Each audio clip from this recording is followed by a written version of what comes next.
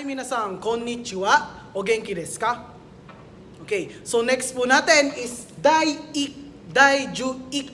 Okay, pag sinabi natin daiju-ikka, so yan po ay lesson 11. So lesson 11, vocabularies. Okay, so pag-aaralan po natin ang mga vocabularies for lesson 11. So unang-una po, meron po tayo dito na imas. Okay, so dito muna tayo, ano? Imas. So meron tayo na pag-aralan sa lesson 10 na imas. So ang ibig sabihin po ng imas ay to exist, no? Or to have, or meron. Okay? So dito naman po, meron tayong imas na to have. So mayroon. Okay? So alalahanin po natin yung imas at yung arimas. So sa lesson 9 na pag-aralan din po natin na meron po tayong arimas. So ang ibig sabihin po ng arimas, yun po ay to have na merong inanimate object. Okay, pag sinabi nating inanimate object, meron kang isang bagay. So pag sinabi nating meron akong pera, o kanega arimas. So yun ay pagmamay-ari mo or kung ano man na meron ka. So next po natin is imas. Okay? So imas, so napag-aralan po natin ng imas ay to exist. So kabaliktaran po ito ng lesson 9 na arimas. So kung meron tayong arimas for inanimate object na meron, okay? So meron tayong imas for possession natin or pagmamay-ari natin na isang animate object or tao. Okay. Pag sinabi nating example po, no? So kodomo.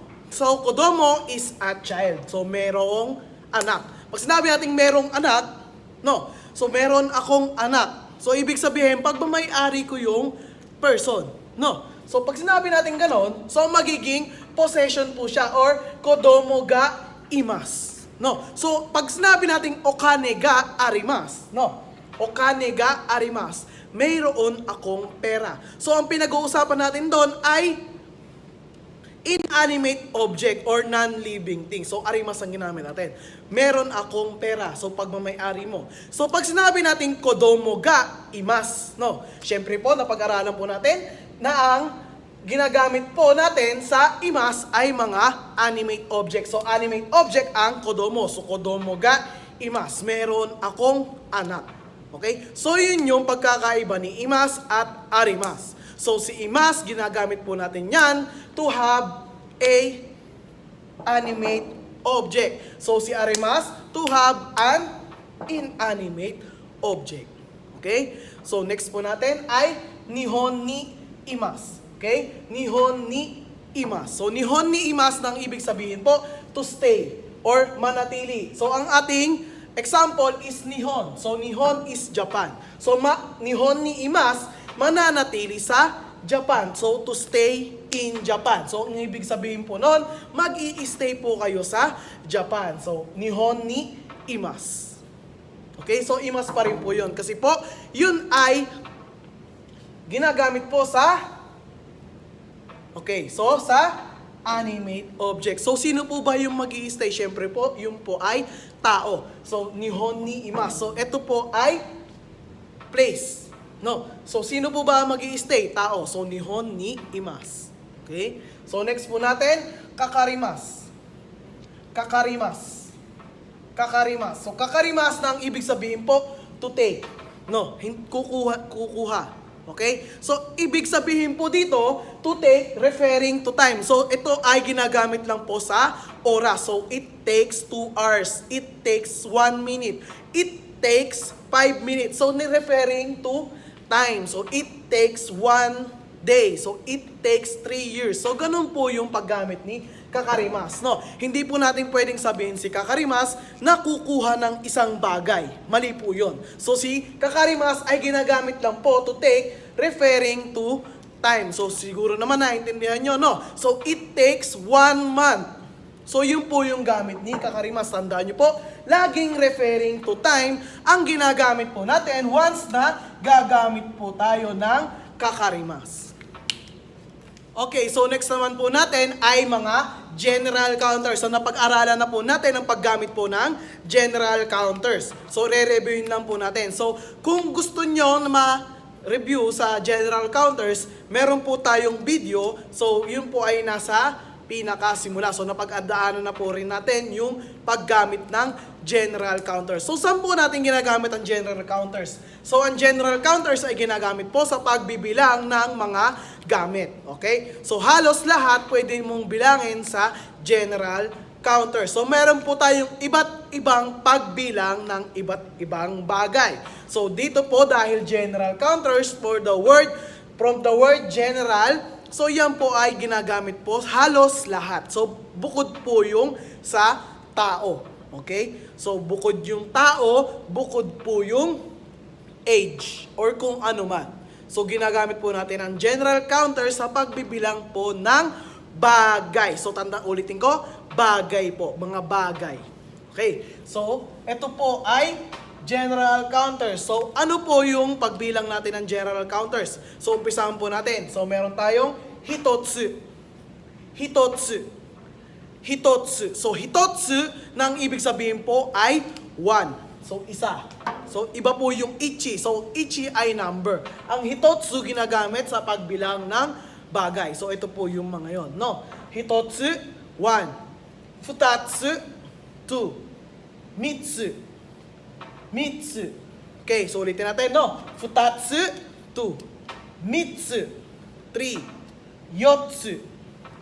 Yotsu. So, yotsu ay 4. Itsutsu. Itsutsu. Itsutsu. So, itsutsu ay 5. Okay? So, next is mutsu. Mutsu. So, mutsu, 6. Nanatsu. Nanatsu. So, nanatsu, yan po ay 7. Yatsu. Yatsu. So, yatsu ay 8. Kokonotsu. Kokonotsu. Kokonotsu. Kokonotsu. So, yan ay 9. To. To. To. So, to ay 10. So, pag lumampas po ulit dito, yun po ay magiging normal reading po ulit. So, juichi. So, once na natapos po tayo sa 10, magiging juichi na po siya. Okay? So, ano po ang interrogative natin sa general counters? So, ang interrogative natin for general counters, yan po ay ikutsu. Ikutsu. So, ikutsu nang ibig sabihin po ay how many. Pag tinanong po tayo na ilan, ito po ang isasagot po natin. So, general counters ang sasabihin po natin. So, for example po, hinanapan po kayo. So, ikutsu desu ka? So, ilan po yung nakikita nyong bagay? So, for example lang po yon. Ikutsu desu ka? So, ilan po? No, how many? Ilan? So, ikutsu desu ka? So, ang gagamitin mo ay general counters. No? So, meron tayo nakikita dyan na limang table, for example, 5 table. So, bagay po siya. 5 table. So, bibilangin po natin siya. Hitotsu, futatsu, mitsu, yotsu, itsutsu. So, yun po ay 5. So, itsutsu desu. Pag tinanong tayo na ikutsu desu ka? Ikutsu desu ka? Itsutsu desu. No? Okay. So, for example, tinanong po tayo, ikutsu desu ka? Ilan po? So, for example po, meron po tayong 3 itlog. No? So, ikutsu desu ka? So, ano po yung 3? So, ang 3 ay mitsu. So, mitsu desu. Okay? So, ituturo ko po sa inyo ang paggamit ng sentence pattern ng merong general counters. Okay, so next po natin, meron po tayong hitori. Hitori. Hitori. No, so kung natatandaan nyo, yan po ay counters po ng tao. So, nasa kabilang video po or sa una nating video, napag-aralan po natin ang counters for person. So, nadudun po lahat yon. So, ito po ulit ay isang review. So, hitori, 1 person. Futari, 2 person. Okay, so yun po ay yung dalawang special po natin. So, pag naging 3 hanggang kung ilan man, yan ay magiging normal reading or normal number reading. So, lalagyan po natin ng suffix na nin. Okay? So, suffix for counters for people or person. So, pag tayo ay nagbibilang ng tao, so for example po, meron pong isang tao, hitori. Dalawang tao, futari. So, yun po yung bilang po sa kanya. Yan po ay mga special reading. So, pag sinabi nating tatlong tao, yun ay magiging normal reading na. So, magiging sang. So, 3 ay sang. Sang, nin.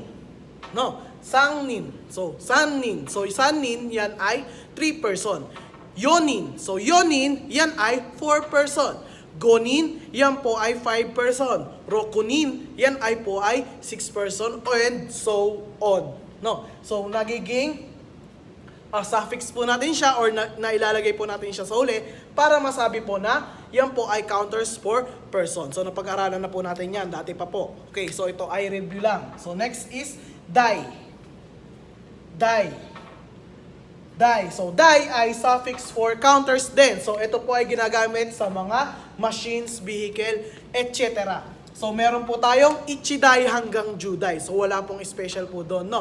So, ichi, 1, ichidai, so yan ay 1 machine. So, for example, magbibilang tayo ng sasakyan or kotse. So, vehicles. Doon po siya. So, 3 sasakyan. So, yan po ay sangday. No? So, pag sinabi natin machines, nakakita po kayo ng aircon. 2 aircon. So, yun ay niday. Okay? So, ganun po ang paggamit natin sa mga suffix, no? Depende po kung yan ay kung anong bagay or yan ba ay tao. Okay? So, nilalagyan po natin yan ng suffix sa huli. Okay? Next is my. So, my ay suffix for counters din. So, yan po ay mga flat things or shirts. No, pag sinabi natin flat things, yan po ay mga papel. So, mga flat. No, so mga papansin nyo, yan po ay flat. So, yan po ay kabilang sa pagbilang ng may. No, so pag sinabi natin 5 papel, so go, 5. Go, may. Okay? Pag sinabi natin 6 na papel, roku, may. Okay, so lalagyan nyo lang po ng may sa mga flat things. Okay, sa mga shirt din po. Sa shirt, ginagamit din po si may. For example, 2 damit. So, ni may. No. 3 damit, yan po ay sang may. Okay, so may kanya-kanya po tayong suffix sa mga bagay-bagay. Okay? So, pag nahihirapan po kayo, pwede nyo gamitin si general counters. So, si general counters po, yan po ay ginagamit sa lahat ng bagay bukod sa tao. Tao sa mga age, yan po ay hindi pwede sa ikutsu or tinatawag natin na general counters. Okay? So, next po natin ay kai. So, kai. So, kai yan po ay suffix for counters din. So, ginagamit natin yung kai sa mga times and frequency. So, ano po ba yung mga times and frequency? So, yan po ay tinatawag natin sa Tagalog na beses. So, pag sinabi natin 3 beses, sangkay. No, 1 beses, special po yan, ikkay. So, 6 na beses, rokkay. 5 beses, gokkay. 7 beses, nanakay. So, yan po yung gamit ni kai. No, so tandaan nyo ulit, inuulit ko po ulit, meron na po tayong video na nagamit po yung mga general counters. Meron po tayong sariling topic po dyan.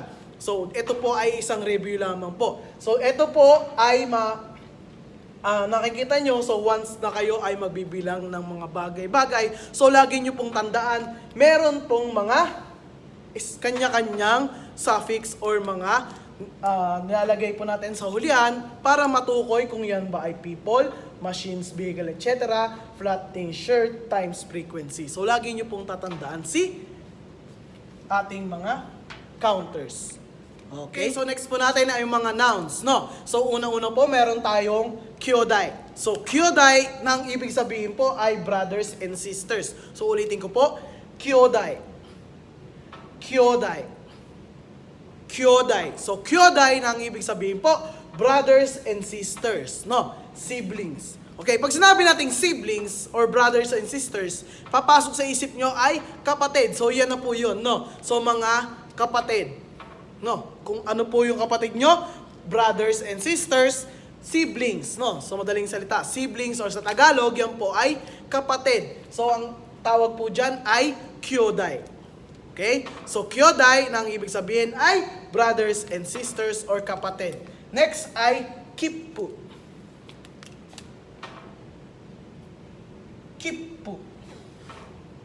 kippu. So, kippu. So, meron chisay tsu. Kippu. Kippu ay ticket. Okay, so yun po yung ticket, no? So, next ay futo. Futo. Futo. So, prolong, to. So, futo. Envelope. So, yun po yung ibig sabihin, no? So, kippu, ticket. Futo, envelope. So, next ay kitte. No, kitte. Kitte. So, kitte, ang ibig sabihin po niyan ay postage stamp. So, ano po ba yung postage stamp? So, pag kayo ay magpapadala or gagamit ng liham or magpapadala kayo ng sulat, kailangan nyo po ng postage stamp. Nang ibig sabihin po ay kitte. No? Okay? So, tandaan nyo po yan. Kitte. So, next ay eya meru. Eya meru. So, yan po ay nakakataka na. Eya meru. Eya meru. Eya meru. So, meron tayong prolong, no? Eya meru. So, eya meru na ang ibig sabihin ay airmail. So, ano po ba yung airmail? So, magpapadala kayo ng mga gamit ang airmail. So, by air or merong maghahatid na airplane. So, yan po ay ginagamit natin na eya meru. Okay, next ay nimotsu. Nimotsu. Nimotsu. So, nimotsu na ang ibig sabihin ay baggage or parcel. So sa Tagalog, yan ay bagahe. So, yan po ay nimotsu. So, kung ano man mga gamit nyo or mga bagahe, tawag po dyan ay nimotsu. So, tandaan nyo po yung mga nouns po natin. Okay, so, next natin ay mga counters for time duration. So, okay. Pag sinabi natin mga time duration, ito po yung mga sinasabi natin ng mga time. So, mga binibilang po natin yung oras. No, binibilang po, hindi po natin dinidescribe kung anong oras. So, binibilang po natin yan. So, pag sinabi natin 1 o'clock, yan ay iba. No, so time reading po yon. So, pag sinabi natin na 1 hour, pag sinabi natin 1 hour, yan po ay time duration. Okay, tandaan nyo po yun, no? So, 2 o'clock, so sinasabi po natin kung anong oras. So, time reading po yon. Pag sinabi natin 2 hours, yan ay time duration. So, time duration po ang pag-uusapan po natin. So, next po natin sa time duration, yan po ay ichinichi. Ichinichi. Ichi, so ichi is 1. Nichi ay day, di ba? Ichinichi, so yan po ay 1 day. So, kung meron tayong suitachi, na yun ay time reading. So, yun ay binabasa natin kung ano yung petsa. Okay? So, suitachi is first day of the month. So, ichinichi, yan po ay time duration. So, isang araw. So, ichinichi, 1 day. So, as a period of time. Okay, so time duration po ang pinag-uusapan po natin. So, napag-aralan na rin po muna natin, napag-aralan na po natin yung time duration in the past, di ba? So, meron na po tayo niyan. So, ito po ay isang review lamang po. So, ichinichi, na ibig sabihin is 1 day. So, next ay jikan. Jikan. Jikan. So, ang jikan yan po ay suffix. So, suffix po ulit tayo. Suffix for time duration. So, ang time duration po natin is time. So, sa oras ito binibilang. No. So, kagaya ng sabi ko po sa inyo, napag-aralan na po natin ito. So, meron na po tayong ichiji. Pag sinabi natin ichiji, yan po ay 1 o'clock. So, yan po ay time reading. Okay? Pag sinabi natin 1 hour, yan po ay ichi jikan. So, lalagyan po natin ng suffix si normal reading number or normal numbers, no? So, meron tayong ichi jikan. So, lalagyan nyo lang po siya ng kang. Yan po ay magiging time duration for time. So, sa oras. No, pag sinabi natin 3 o'clock, sanji. 3 oras, sanji, kang. So, lalagyan lang natin ng kang. Okay? So, jikan, ulit ko po, suffix for time, duration na oras. Okay, next is shukan. Shukan. Shukan. So, shukan, yan po ay suffix for time duration na weeks. So, binibilang naman po natin yung weeks or linggo. So, pag sinabi natin 1 week, is shukan. 2 weeks, ni shukan. 3 weeks, sang shukan. 4 weeks, yan po ay yung shukan. Okay? So, yung po yung nilalagay nating suffix pag weeks na po yung binabasa po natin or binibilang po natin. Okay, next is kagetsu. Kagetsu. Kagetsu. So, kagetsu, yan po ay suffix for time duration po ulit. So, ito naman po ay sa mga months. So, kung natatandaan nyo, meron tayong Ichigatsu hanggang Junigatsu. So, yun po ay time reading. So, hindi po natin binibilang yon. Sinasabi lang po natin yung January hanggang December. Okay? So, dito naman po, binibilang natin yung buwan. Binibilang na po. Time duration. Okay? So, meron tayong isang buwan. So, hindi po yun Ichigatsu. Mali po yun. So, yun po ay Ikkagetsu. Ikkagetsu. Okay? Ikkagetsu. 2 months, 2kagetsu. 3 months, 3kagetsu. 4 months, 4kagetsu. So, napag-aralan na rin po natin yan nung past. No? Okay? So, next is nen. Nen. So, nen ang ibig sabihin ay suffix for time duration. No? So, ito rin po yung nilalagay natin para masabi natin na ito ay year. So, ito rin ay pagbilang din ng years. Okay? Pag sinabi natin 3 years, 3 taon. So, binibilang po natin, no? So, first year, okay, 1 year. Pag sinabi natin 1 year, yan ay ichi-nen. 2 years, ninen. 3 years, sannen. So, yan po ay pagbilang ng years. Okay? So, yan po yung ating time duration and yung mga suffix for time, weeks, months, and years. Naman po natin is mga interrogative, adverbs, and conjunction. Okay, so meron tayong interrogative po dito. So, interrogative, donogurai. Donogurai. Donogurai. So, donogurai nang ibig sabihin po ay how long or gaano katagal. Okay, so ang sasagot po natin, once na tayo tinanong ng donogurai, syempre po, mga time duration. So, gaano katagal? Pag sinabi natin, donogurai, tinanong po kayo, mga 1 oras. No? Ichijikan. Okay? Sakto po yun. Okay, donogurai, gaano katagal? Sinabi natin, ichijikan, yun po ay 1 hour. So, pwede natin sabihin, gaano katagal? Pwede natin sabihin na 4 months. No? Yung kagetsu. Gaano katagal? Pwede natin sabihin na sangnen. So, pag sinabi natin sangnen, yun ay 3 years. So, ganun po yung paggamit natin sa donogurai or paggamit ng interrogative na donogurai. So, how long or gaano katagal. So, next po tayo ay mayroong gurai. Gurai. Gurai. So, gurai, ang ibig sabihin po, ito po ay isang suffix, no? Pagdugtong. So, suffix means about. No. So, ang ibig sabihin po niyan is about or sa Tagalog, mga. So, ito po ay nilalagay po natin sa time duration. Okay, pag sinabi natin mga 1 hour, mga 1 oras, ibig sabihin po, hindi po siya saktong 1 oras. Yun ay lalampas pa or hihigit pa doon sa sinabi mo na 1 oras. Pag sinabi natin ichijikan gurai, about 1 hour ang kalalabasan po niyan. Mga 1 oras po. Pero hindi po yun sakto. Pag sinabi nyo pong ichijikan at wala kayong nilagay na gurai, yun po ay saktong 1 oras. No? Pero kung hindi po kayo sure, pwede nyo lagyan si gurai. Pag sinabi natin na 3 years, sangnen gurai. 4 months, yung kagetsu gurai. 2 weeks, no, mga 2 weeks, about 2 weeks, nishukan gurai. So, yan po ang gamit ni gurai.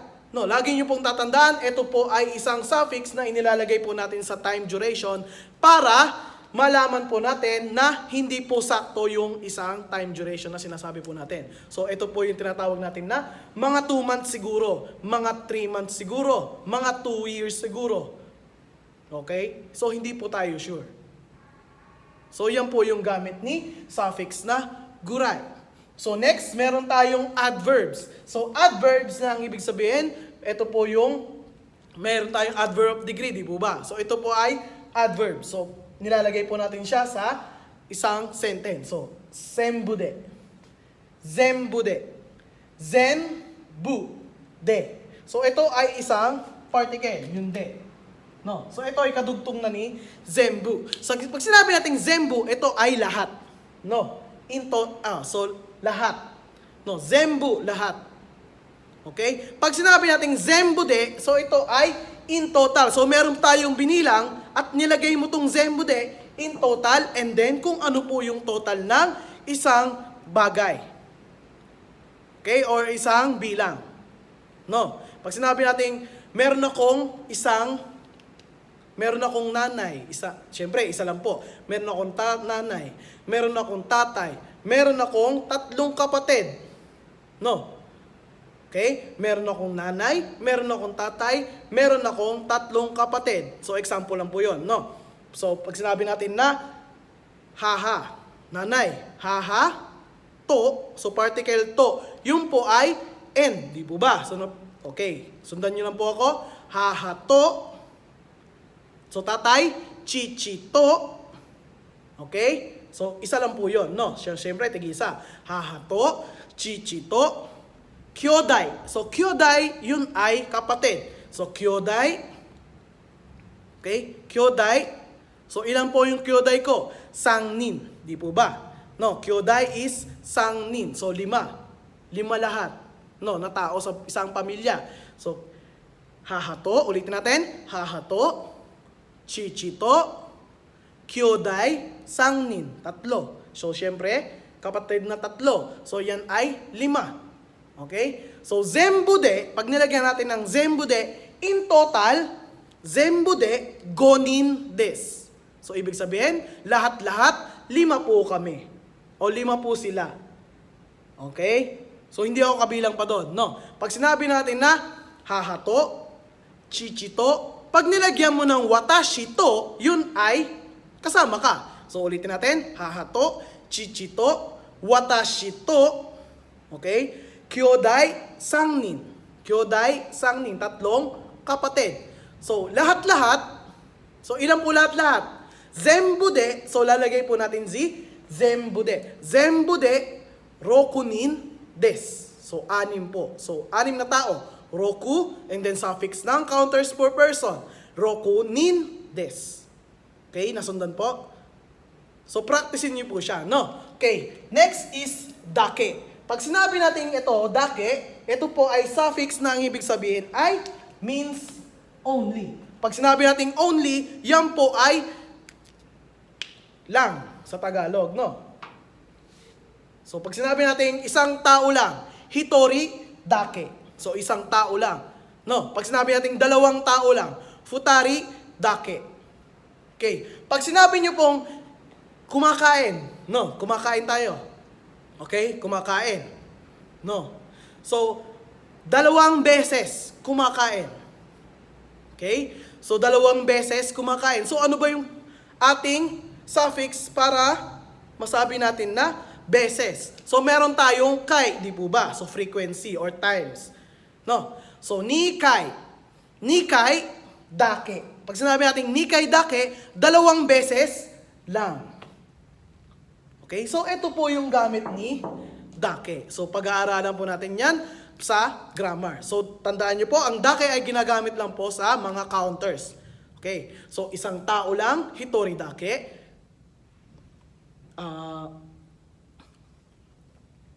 2 beses lang, nikai dake.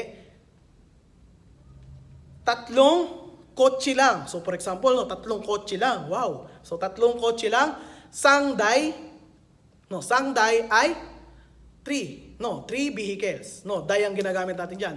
Sangday, dake. So, means only. No, 3 lang.